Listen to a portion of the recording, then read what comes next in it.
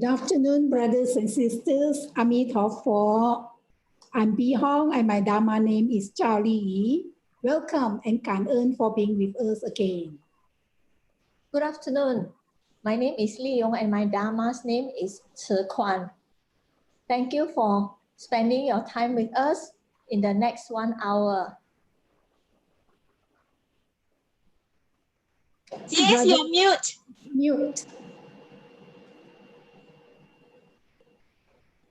Hi everyone, I'm C.S. Lee. I'm glad to be here today to share some chapters from these great books by Master Cheng Yen. Good afternoon, brothers and sisters. I'm Hoc Lai. My Dharma name is Wei Yi. Glad to be with all of you. Kan Eun for being with us. Hi, good afternoon, everybody. My name is Chris. I'm glad to be back here again and honored and humbled to share this book, wonderful book by Master Cheng Yen, Infinite Teachings, Infinite Meanings. See you later. Over to you, Bi Hong. Hello, Sister Chris. So today we are sharing part 2, chapter 5, Turn the Great Dharma Wheel. The teachings are infinite, so their meanings are also infinite. Sentient beings have 84,000 afflictions. So the Buddha opened 4,000 Dharma doors that lead to awakening by expounding an infinite number of teachings. Why 84,000 afflictions?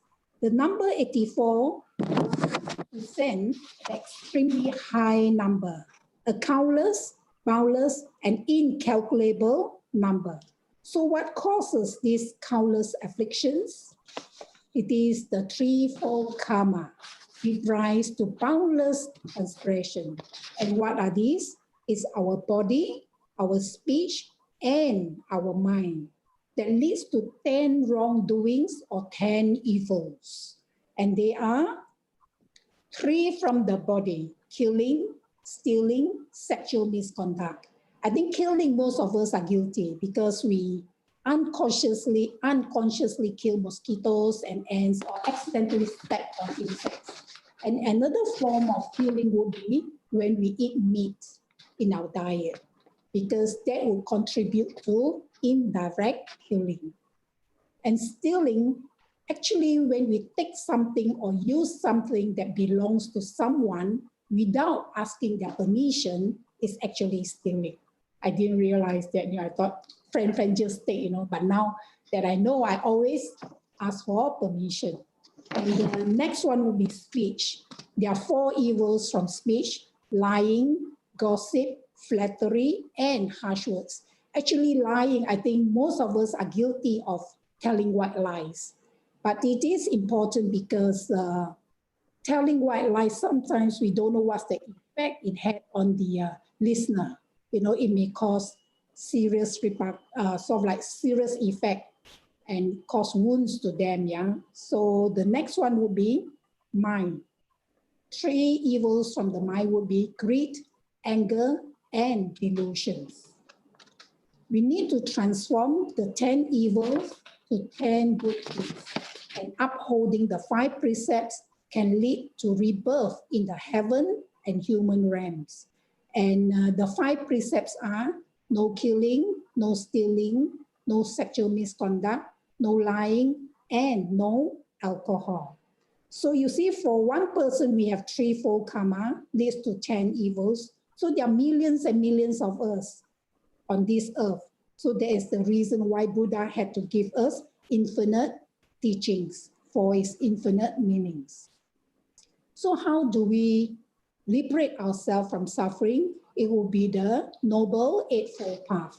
And the first one would be wisdom. We need to have right view, right thoughts to have wisdom. Secondly, to have right conduct or ethical conduct would be right speech, right action, and right livelihood. The third category would be the mental discipline, which is right effort, right mindfulness, and right concentration. If you see these 3 groups, for us to have right speech, right action, and right livelihood, we need to have right view and right thoughts. And also we need to have the right mental discipline of right effort, right mindfulness, and right concentration. Then only we can have this ethical conduct. So it's interlinked, all these 8 fold path, yeah. So next, I would like to share this painting. What did you see? You can share your answer at the live chat. What do you see, Sister Tzu Kwan? What do you see? 2 ladies in white gown. Okay, what about the rest? What do you Storm see? is coming. Storm is coming. Storm is coming. What about anyone else? 2 beautiful ladies. Yes, that's what I saw as well. Okay, so the answer, an old man's face with white beard. Did you all see that? Yeah. Now yes. Yeah, now yes, yeah. So secondly, 2 ladies with umbrellas. Did you all see the umbrellas? Yes. Yeah. White in And color. then we have blue skies and white clouds. And the next one, people see, they can see the impending storm because they see the clouds twirling around like that, you know.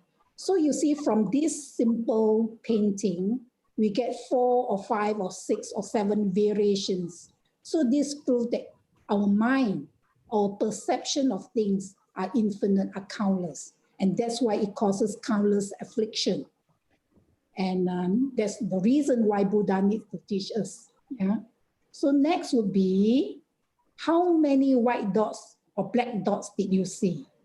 You can share your answer at the live chat so that we know who are online with us today.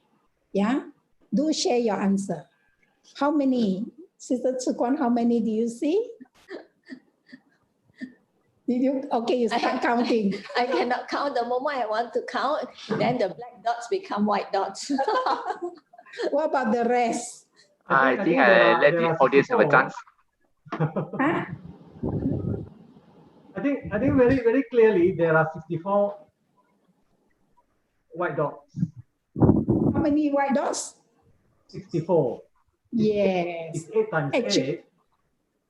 Actually, there are 64 white dots, but if we look at the white dot, we focus on the white dot, you'll see that there are black dots floating around. And when you try to focus at the black dot, you see that, hey, there are white dots around. And this is caused by the black square and the gray lining plus the white dots. And from here, we can see that our vision gives us deluded thoughts because of the environmental influence. And this is the same with life. When we see something, most of us, I mean myself included, is that when I see something, I thought I'm very smart, I conclude and I jump to conclusion and form my opinion. But actually we don't know what is the real thing that's happening. So nowadays I dare not have these too many deluded thoughts, yeah, because try not to be too smart. So that is the reason that Buddha needs to teach us so many types of teachings. So the Buddha thought according to people's capabilities, applying skillful means according to the proper timing and condition. So next, we would like to invite Sister Tzu Kwan to share on affliction. Sister Tzu Kwan, the screen is yours. Cảm ơn. Good afternoon. Today I'm going to share on afflictions.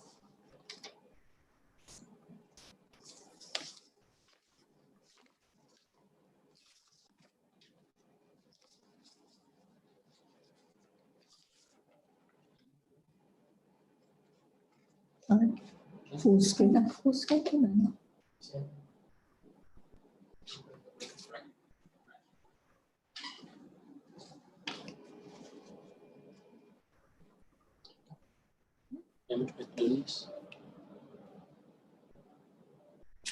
We are still not very familiar with the Zoom. So we are still learning. Do bear with us, yeah? Cảm ơn. My apologies. We're going to share today on afflictions. The meaning of affliction is something that causes suffering, pain, and agony. However, afflictions in Buddhism means mental afflictions, and the effects of afflictions are mental states that cloud the mind. There are 5 basic afflictions: greed, hatred, ignorance, arrogance, and doubt. Let us look at these 3 pictures. They are members of Tzu Chi Collegiate Youth Association. This is a sub-organization of Buddhist Tzu Chi, and the members are tertiary education students. They participate in all major activities of Tzu Chi, and they have chapters in universities and colleges worldwide. Look at the bottom right picture where you can see the members are called Tzu Chi, means Tzu Chi youth. The Tzu Chi's uniform is of light blue, whereas the uniform of Tzu Chi volunteers is navy blue. Tzu Chi Collegiate Youth Association, the vision is generations of youth in tertiary education on which the future of the world depends, who will exemplify humanity, respect values, and bring benefit to society. Our initiative is to promote moral values among these youth and strengthen character and instill a spirit of mercy and compassion and inculcate the spirit of social responsibility. Do not be arrogant, the title. A group of Tzu Chi went to see Dharma Master and informed her that they intended several of capable members with doctorate degrees to lead the group. Dharma Master Cheng Yen replied, "I'm worried that they are still too young, and I fear their talent may make them arrogant. They are able to obtain such degree only means they have less difficulties in pursuing education than others, and they had a good environment in which to study. They should not be arrogant. They should be especially grateful for the education provided by society and for the opportunity to attain knowledge. If they are arrogant, they will be disliked by others and will not be respected. The higher one's education, the more one must be humble." This is a picture of a celebration in Taiwan. This is one of the most important dates in Tzu Chi calendar. On the 2nd Sunday of May, we celebrate the Buddha's birthday, commemorate him on that day, and we celebrate, honor Mother's Day, and also Tzu Chi's anniversary day. Mindful of words and action, a group of officials went to see Dharma Master and informed her that they are concerned about a volunteer with bad habits and they fear he will drive away new members. Dharma Master advised, in large groups, it is inevitable to have people with different habits. To encourage them to change, we need someone who can get along well with them, to explain sincerely everyone's feelings and thoughts about these habits. If you have done all you can and he cannot accept what you have said, the advice given to him, then please give him your blessings. Continue to form good affinities with them, and perhaps later they might be able to accept your advice and change. If you are worried about they being a bad influence, then you must mind your own words, actions, so everyone can see Tzu Chi volunteers have upright characters. This brings to mind an incident that I faced in my early years after I joined Tzu Chi. I had a disagreement with my group leader. It was a difference in opinion in handling certain issues. And that day, I decided that I want to quit and have nothing to do with Tzu Chi. Then I went home at night and started to read Dharma Master's book. As I read, and then this paragraph was there. When people met with obstacles, they say they don't want to have anything to do with Tzu Chi. However, one person cannot do all the work in the world. We need many people to help the unfortunate. Then I realized that actually we need a lot of people to come forward to do the good work of charity. Recently, when Dharma Master spoke of the calamities worldwide and the disasters, she was commented on the good work of Tzu Chi volunteers worldwide who went to the disaster zone and gave relief. However, she said, looking at the number of people, the victims, they are far, far more than the number of Tzu Chi volunteers who give aid. So we actually need more people to come forward to help those who are in this situation. Just now we spoke about tertiary education students. It is said that parents are a child's first teachers and they are significant shaper of character. During the first 18 years of a child, they develop morality from the influence of their parents and to a lesser extent, family members, community members, and teachers. What happened when they have to leave home to enter college? They will be going to a new world with new privileges, more freedom, more new responsibilities. This is an untested playing field for them. They will have new influences. Parents are no longer there to look over their shoulders. What they have to them will only be the set of values that parents have given as a guide.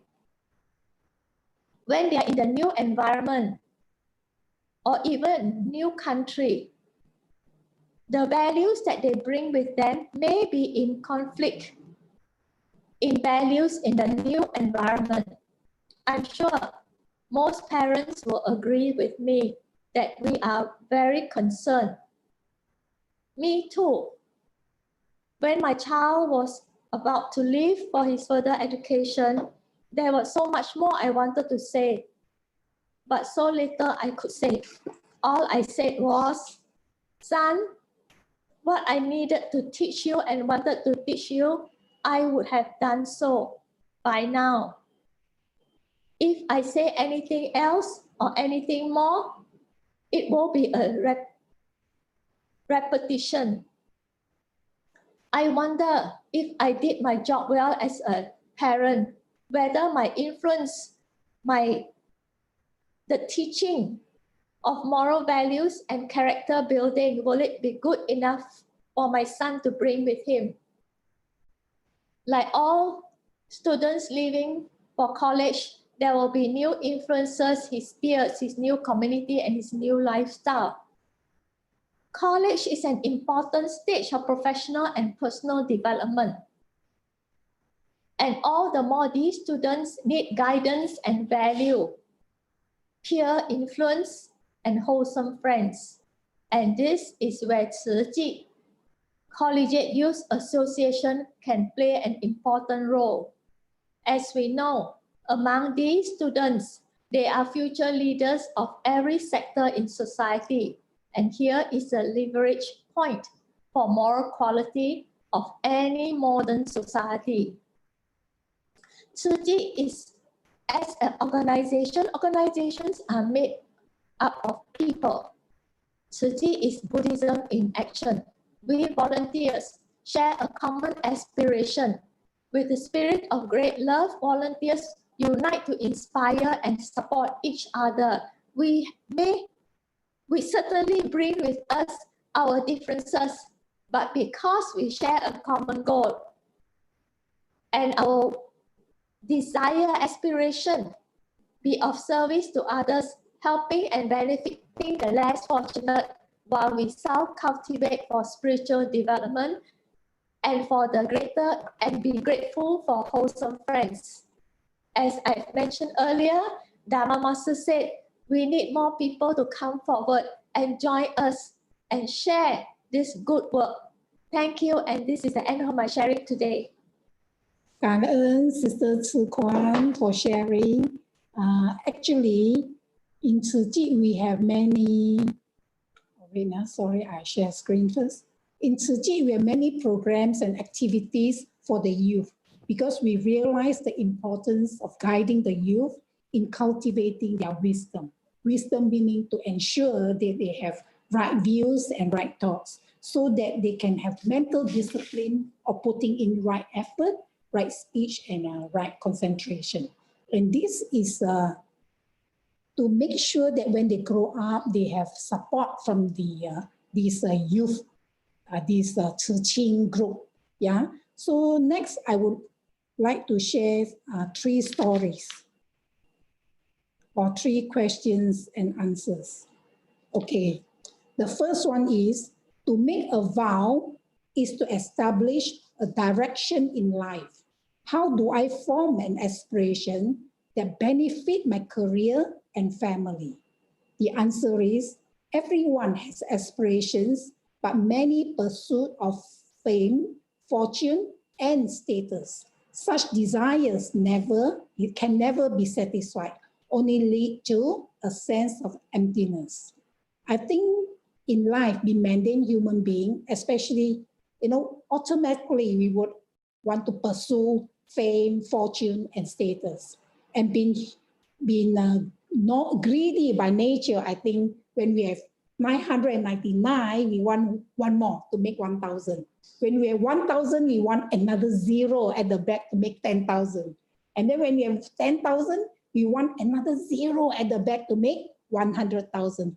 And this will lead us to a sense of emptiness because our want can never be fulfilled, yeah, because it keep on increasing, and this is being human greed, I suppose, and I'm guilty until I joined Tzu Chi, yeah. And let's see what Master has to say. Pursue a goal of benefiting society. Aspirations reflect our hopes, determine a direction in life. We need to advance our goal step by step according to affinities and capabilities. So we need to climb up the steps one by one. Do not fear being unable to reach your goal. Only fear being unwilling to take the first step. Why? Because the first step is always the hardest. So after the very first step, you'll find that the following step will be much easier. So, okay, next question is, how can we determine if our conduct is proper? And the answer is, we need to ask, after our action, do you have peaceful conscience, free from regrets? If we work to help others, then we will feel good and others will be supportive.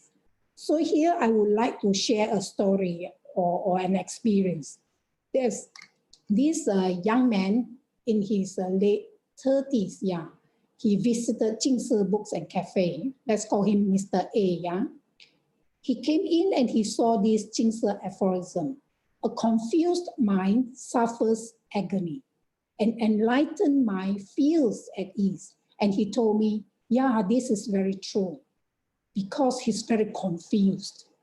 So he asked me, is it wrong to help a friend? So what do you think I should say? What should I tell him? You can write the answer at the live chat. Actually, I told him, our master Chen Yan taught us compassion must be with wisdom, because sometimes we thought we are helping someone, but in real fact, we may cause harm to the person. Then he started telling me his story. He has a lady colleague who is very depressed because her boyfriend cheated her of her life saving. So she's very depressed and her work is affected. So this Mr. A is so kind-hearted, help her with her work because they are colleagues, and also take her out for lunch. All is well until Mr. B came into picture. Mr. B started to do the same thing, helping this lady and buying her lunch and helping her with her work as well. And Mr. A said, Mr. B has ulterior motive because Mr. B sometimes take this lady colleague home. So Mr. A is very confused.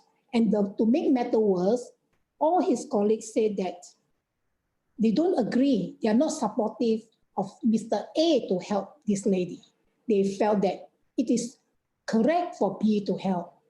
So he asked me, what should I do?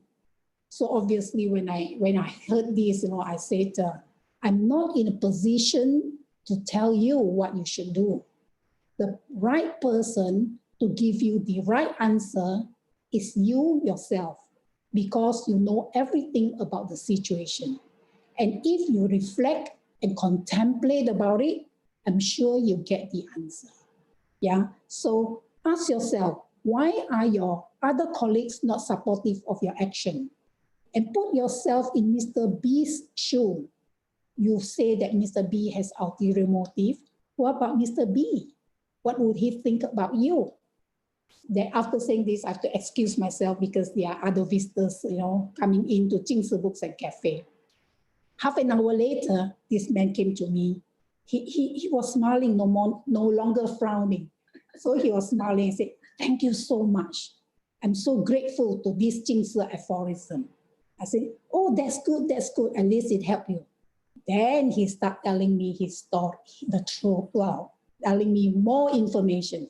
He's actually happily married with a very good wife and a lovely daughter. And Mr. B is actually an eligible bachelor. So, sometimes from here we feel that it is important to know that when you do something, whether we want to know is right or wrong, if others are supportive of us, that means it must be right. Yeah, if people are not supportive and they tell us not to do it, then we have to reflect and contemplate whether what we did is correct or not. Okay, so next I would like to share this story about, this question about vegetarianism. Do we need to eat vegetarian food in order to demonstrate our compassion? Master's reply is, the reason is not to demonstrate our compassion. All sentient beings are afraid of death. When we eat meat, lives are sacrificed. And worse is, if these animals are diseased, we will contact the disease as well. So vegetarianism serves to maintain our health and purify our mind. Next, I would like to share a true story about Brother BT. Brother BT faced the challenge of impermanence in 2001 when he had lymphoma. He felt frightened, horrified, and repent to change to vegan diet. So let us hear what Brother BT has to say.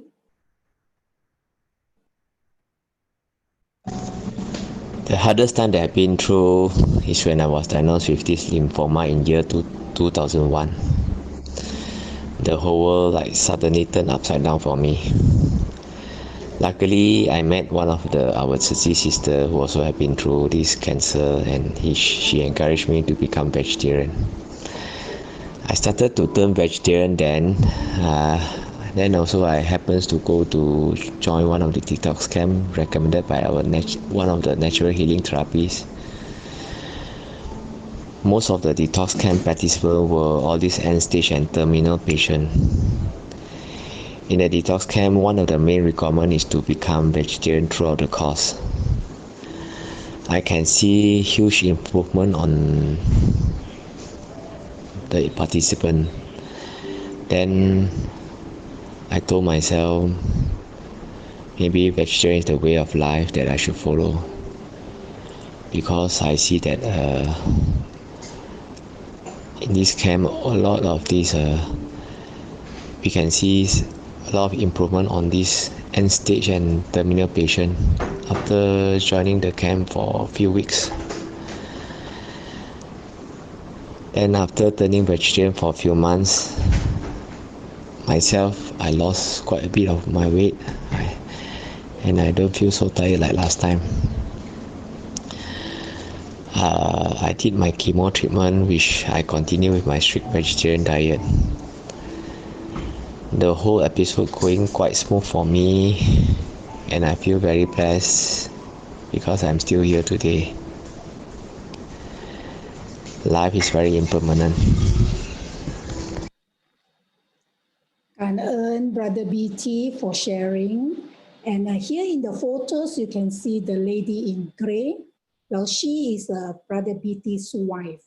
Because she need to cook for the husband, what she did, she do a lot of research on healthy vegetarian food, or how to cook delicious vegetarian meals for the family. So now they have a beautiful 16-year-old daughter. So after now it's about 2001, he had this lymphoma, and a few years later they had a daughter. And this daughter was a vegan baby, and now she's still on a vegetarian diet. And I felt that vegetarian really helped us to maintain a healthy life with purity of mind. So brothers and sisters, shall we all go on a vegetarian diet? Yes? Cảm ơn. Okay, next we would like to invite Brother C.S. Lee to share on the practice the Buddha's teaching. Brother C.S. Lee, the screen is yours. Cảm ơn. Hi everyone, it's my turn now. I will share the screen first.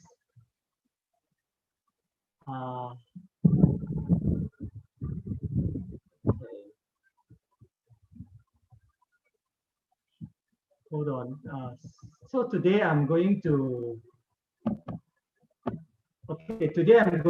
share just 2 chapters from this book, Infinite Teachings, Infinite Meanings by Master Ching Yen. And these 2 chapters involve only 3 questions. And of course, the answers were provided by Master Ching Yen. Let's go to the first question. So there are 2 topics actually. One is the practice leads to experiential understanding, and then the other one is 3 unwise and unfortunate mistakes. You can see the page is on page 166 and 167, and the second question is on the page 168. Now we go to the first topic, that is practice leads to experiential understanding. CS, you like to play your slideshow? No. No. I have to. It's okay because I'm afraid if I close this, I cannot locate my PPT. Okay, good. Okay, this is good. Yeah, I think I will just continue. Sorry for that. So you can see all my slides on the left-hand side. Okay. Okay. The first questions. It is said that traveling boats do not leave marks on the water. So why do we have to keep records of our past work? And I've summarized the question that actually the full question from Master Ching Yen is as follows. This is like asking why we should pass on the Tripitaka. The more records we retain, the richer the Dharma. and the more opportunities for future generations to read and learn from it. So rather than worrying about leaving too many historical materials, we should worry about leaving too few. And I will continue with the second question. The second question is, but if we dedicate ourselves to writing about things, are we gaining as much understanding as those who actually do the work to relieve suffering? The summarized of answers is there, but the full answers from Master Ching Yen is as follows. From the reports, you can see how our culinary teams put their hearts into cooking. And you can also see how Faith Corps members sweat as they build houses. If you mindfully make the effort to fully understand these stories, that is also serving in a concrete way. How is that not also a way to contribute? Take, for example, a certain Dharma sister. She is almost 60, but although she is advanced in age, her dedication is still youthful. She often works until late at night to record the events of the day. Because of her dedication, she has perfected this skill. We all work hard to serve, and in the process, not only do we develop our abilities, we also leave precious historical records. These records can help people to know the future through studying the past, and thus understand the proper directions for their life. So you can see how important and meaningful this work is. And my thoughts about this topic is as follows. So as we know that Buddha didn't write down or record his teachings in any form during his lifetime. All his teachings were transmitted orally, and even after his demise, his teachings ended without any written materials. Luckily, he had his cousin Ananda, who had an eidetic memory. It means a brilliant memory, brilliant capability in memorize everything, that enabled him to remember practically all Buddha's sermons word by word. So Ananda was called upon at the first Buddha Council, this is after the demise of Buddha, to recite the talks to various group of people. And this group of people memorized the preaching by Ananda. This was how Buddha's teachings were maintained as unbroken chains for the next 250 years, when writing became commoner and more popular during the era of King Asoka. So today we are able to peruse the teachings of Buddha in text forms. We have to thank those who initiated the transformations of Buddha teachings from sound to readable words. And it showed the ultimate importance of keeping the records of the past works.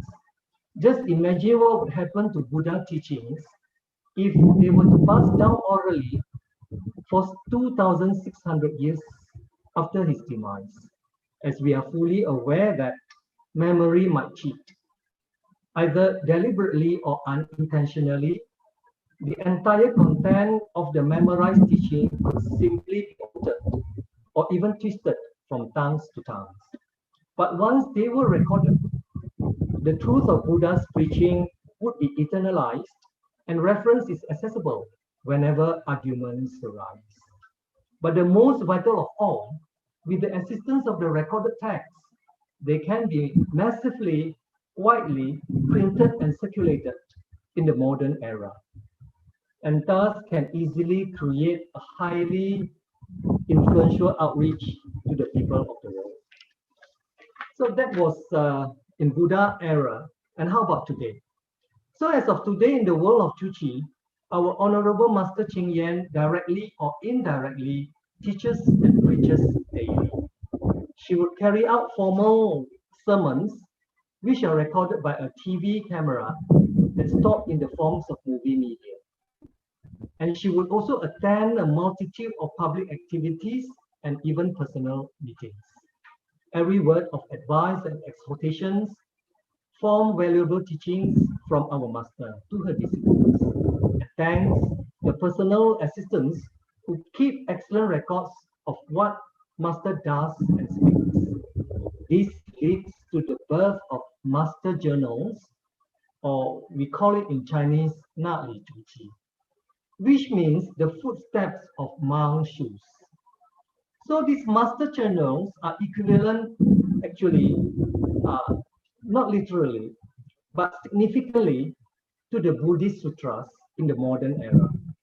They are the primary sutras of Chuchi, and every Chuchi members actually is encouraged to read these journals.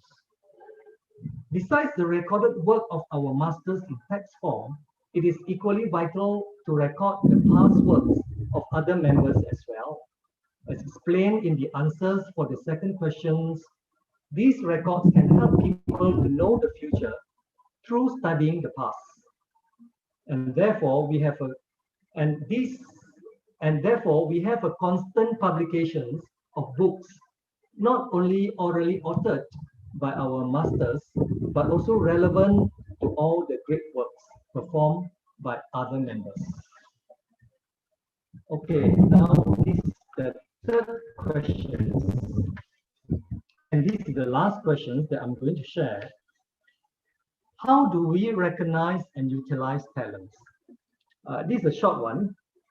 The answers from masters is, there are three unwise and unfortunate mistakes that people make when it comes to recognizing and utilizing talents. If you cannot recognize the talents of the people around you, then you lack the wisdom to appreciate people, which is the first unwise and unfortunate mistake. If you know their talents, but you do not utilize them, then you are both foolish and regrettable, which is the second unwise and unfortunate mistake. If you are utilizing them, but you do not entrust them with responsibilities, then this is even more harmful. This is the third unwise and unfortunate mistake. If you can recognize people's talent and use them well, then it can greatly benefit a team. Good people doing good deeds, and with one heart, many beneficial things can be accomplished. If we are afraid of other beings more capable than us, thus obstruct them, then we are without wisdom. Actually, people who are jealous will always be inferior to other people. Putting the right talents to work is having true wisdom, and it will really be beneficial at large. My simple thoughts about this topic is, as you know, for this topic, it is quite straightforward and self-explanatory. You can find it in the answers, actually. But it applies not only to the corporate world and environment, working environment, but in fact to all of us as well in our daily life, where we assign and entrust someone to carry out certain chores and responsibilities. As an old Chinese saying says, we don't utilize the people whom we have doubt, but once we utilize them, then we must not have doubt. That's all I'm going to share today, and thank you, Kanan. Over to you, Sister Pihong. Cảm ơn Brother Lee for sharing. I would like to share screen now. Okay. Yes, we need to have faith on people whom we have assigned them with responsibilities. In Tzu Chi, there are many responsibilities. And I must say many of us learn many new things. And also we will not go what they call Alzheimer. So, you know, because there are so many things we can learn. And from there we grow. Because it's when we do, we learn. And while we are learning, we realize the Dharma behind everything. And take this Zoom, for example. Most of us, we are not well-versed, but because we are assigned with this project, we all happily learn, even though it's not easy. Sister Tzu Kuan, correct or not? It's not easy, but we try our best, yeah. So with all this technical hitch here and there, do bear with us, yeah. Okay, next we would like to invite Brother Hock Lai to share with us good moral quality. Brother Hotline, the screen is yours. Cảm ơn.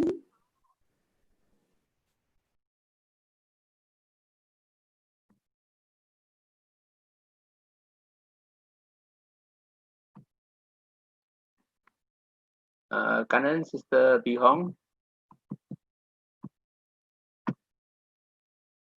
Good afternoon, brothers and sisters. I'm grateful to be able to share 6 topics from the book on Infinite Teachings, Infinite Meaning. The first is in page 162, which touches on past virtue onto future generation. In the course of a conversation between Master and some businessmen, Master told them to pass virtue to future generations, for it's better than to pass huge fortunes and businesses. Why? One may wonder. Master reminded, we must purify people's mind, for that is the chief goal. Master continued, we should guide children to lead good and proper lives, so that they will take responsibility for their own duties. When they are young, they should study diligently, and then grow up to be responsible to the family. So that's the first topic. The second topic is in page 163, concerning adapt your perspective to the circumstances. For that, let's hear from Sister Margaswari Su.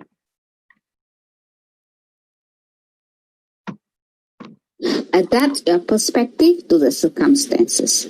Some recycling volunteers ingeniously stacked and bundled recycled newspapers and overlaid the bundle with seat cushions made of small racks sewn together to make chairs. But some people said, we shouldn't sit on newspapers because they contain words which we should cherish. The matter troubled the recycling volunteers, so they asked Master about it.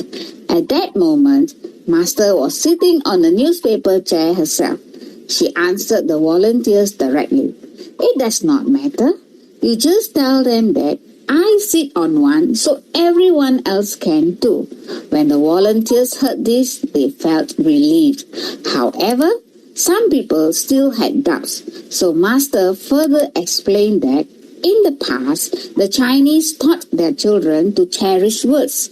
They would constantly tell them, you have to cherish words. If you don't cherish words, you will not be able to read in the future. Then, when they wanted to discard printed material, they had to burn it. When paper is burned, it is gone. But nowadays, we advocate recycling. In this way, we can turn trash into gold. We reuse things, and thus we transform something useless into something useful again. By transforming useless old newspapers into useful chairs, we are cherishing our resources, and there's nothing wrong with doing that. Thus, Master advised everyone to understand Asian concepts in that.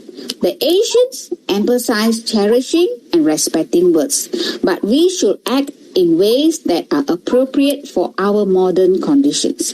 We can cherish paper by reusing it. In this way, we respect the resources of our earth. Cảm ơn Sister Su.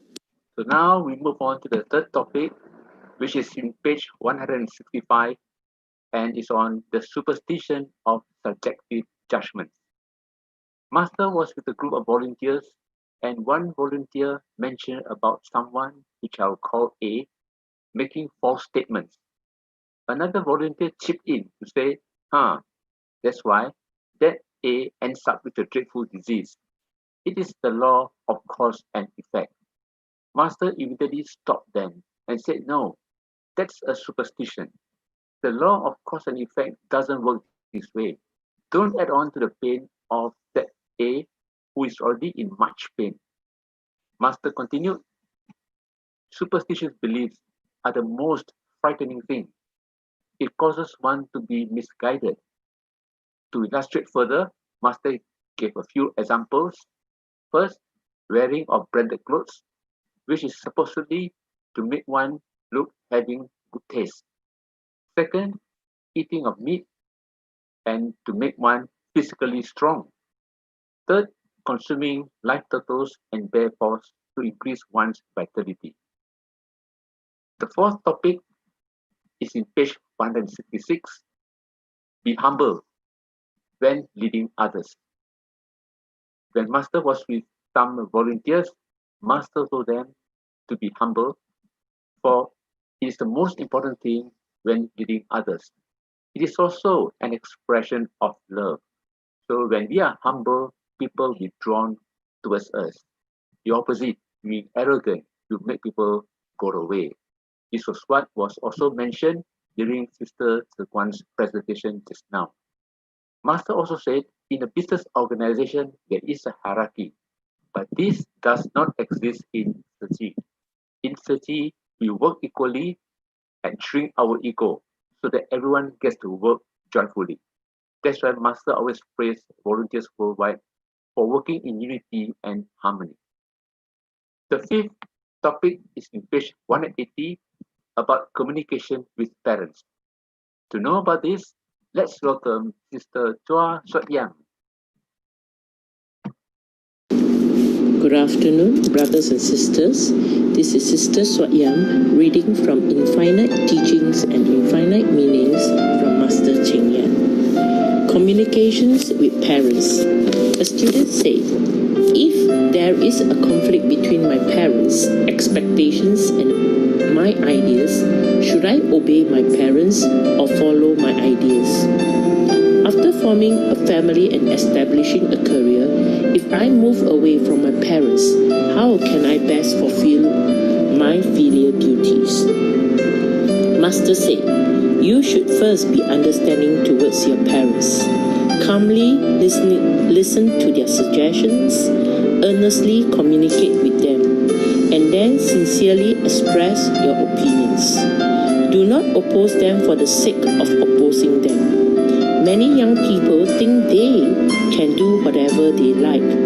You should not have this kind of attitude. Otherwise, you might behave blindly and end up hurting yourself and others. Forming a family and establishing a career do not conflict with being filial to your parents. If the conditions are right, it is best to take them in under one roof. In this way, you are best fulfilling your duty as a child while serving as a good example for your children. What Master said, understanding, listening calmly, earnestly communicating, and sincerely expressing our opinion. This is what we should do. I'm blessed and grateful to have my parents who I can communicate like friends. They are 90 years old, and I still ask them for advice and opinion. My parents are always here for me, and if I think my suggestion is right, I will try to make them understand. If I make a mistake, I will always apologize. Whether we are far away or near, we must always communicate. Communication is the most important thing in a relationship with our family and our children. And I hope my children will do the same, like what I did to my parents. Kan'an, everybody. Kan'an, Sister Suat Yang. Yes, Master also said, being a good son or daughter is not just about listening to your parents, but also being nice to them to make them happy. The next topic is in page 181, teach through action. This is the worry of a would-be educationist. The would-be educator had this worry of whether graduating students, upon stepping into the real world, would they be able to apply such his humanistic spirit? Master's wise reply. It's not easy to guide the students towards their wisdom life, for they come from different backgrounds. Therefore, before we want to lead them, we should acquire the pure great love ourselves. Then only are we in a position to awaken students' wisdom and inherent potential for goodness. In short, we should be a good role model, which is the basis of a proper character education. 感恩, that's all from me. Over to you, Mr. Beyond. 感恩 Brother Hotline. Let me share screen.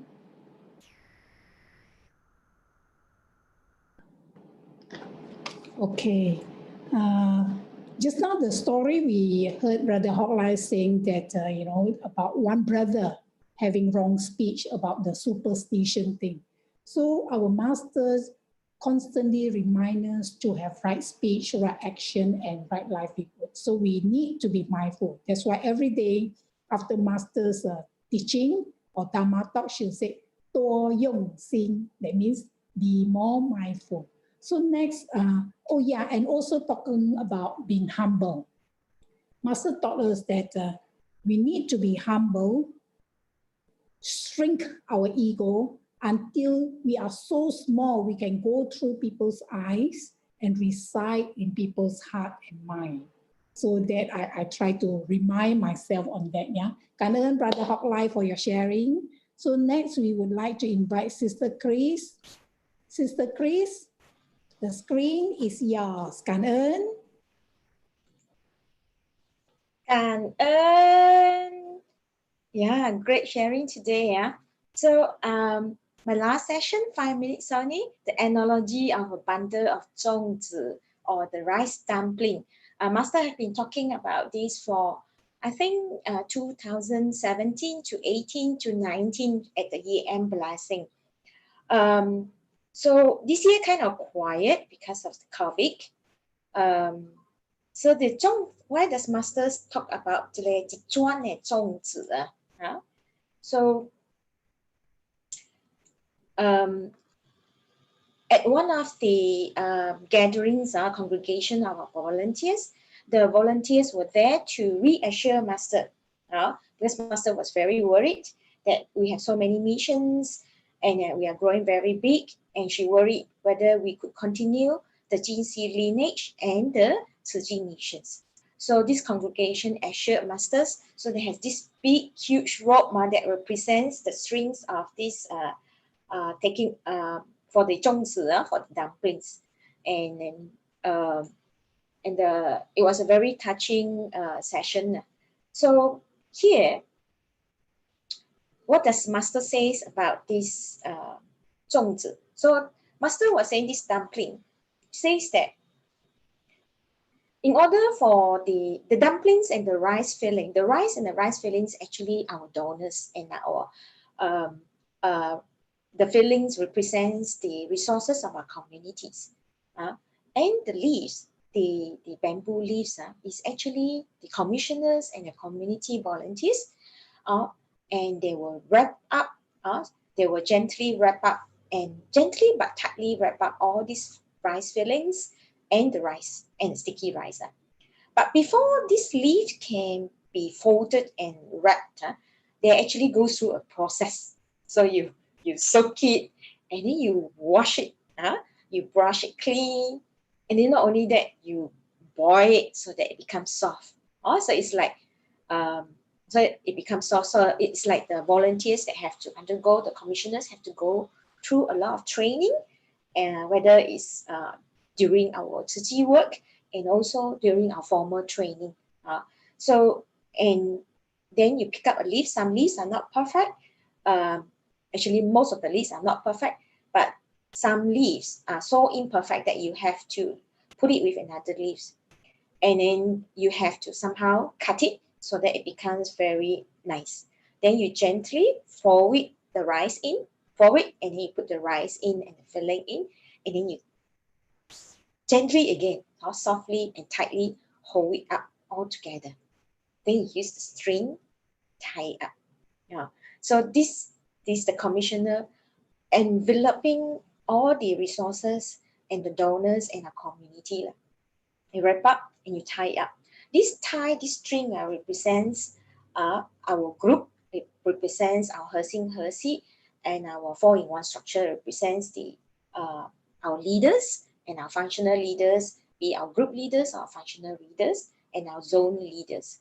So this zone leader are all connected back to the bundle head, the bundle head, the mainstream.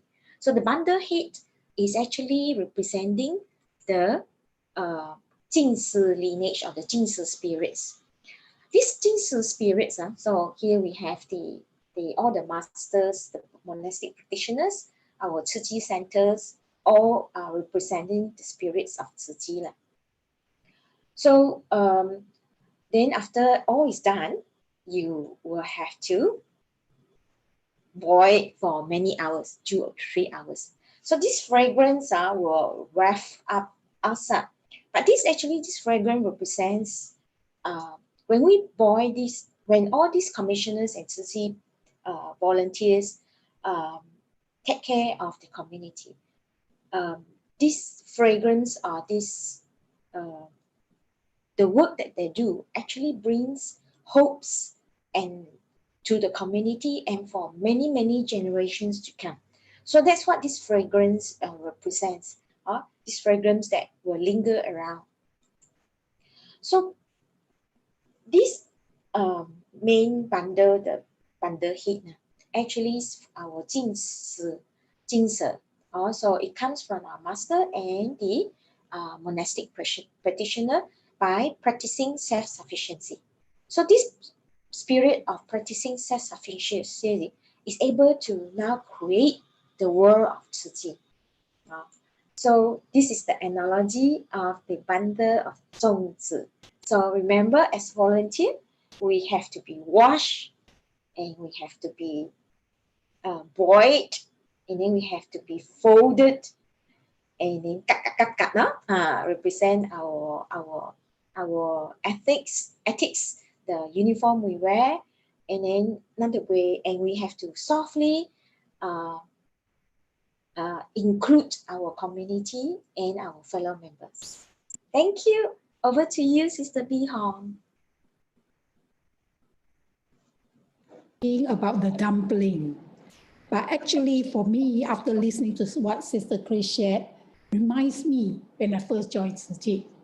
When I first joined Tzu Chi, I was a bit taken aback, when I found out that I'm taught how to walk, and taught how to sit, how to eat, and how to sleep.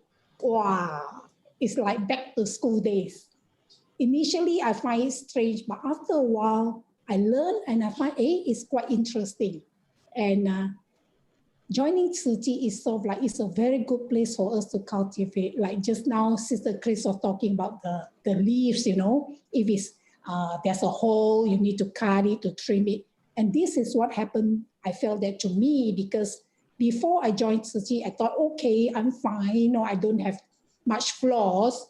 Until when I joined Tzu Chi, I realized that, wow, I have so many habitual tendencies which I need to change.